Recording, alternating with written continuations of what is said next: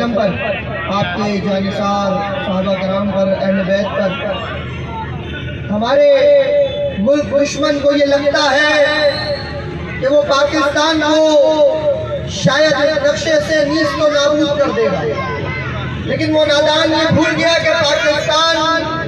और पाकिस्तान में बसने वाली कौमें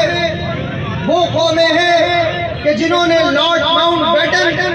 और जवाहरलाल नेहरू के हलक में हाथ डालकर पाकिस्तान बनाया था। और इसी सोच में वो शायद इस पाकिस्तान को तबाह करने के लिए कभी अपने साथ 500 टैंकों की फौज लेकर आया था, और गुरूर में डूबा वो भारत ये ऐलान कर रहा था कि सुबह का नाश्ता लाहौर। काश के अपने बिस्तर, हमको घर से हिजरत करना पड़ती है, हमको घर से हिजरत करना पड़ती है, घर बैठे आजाद नहीं होते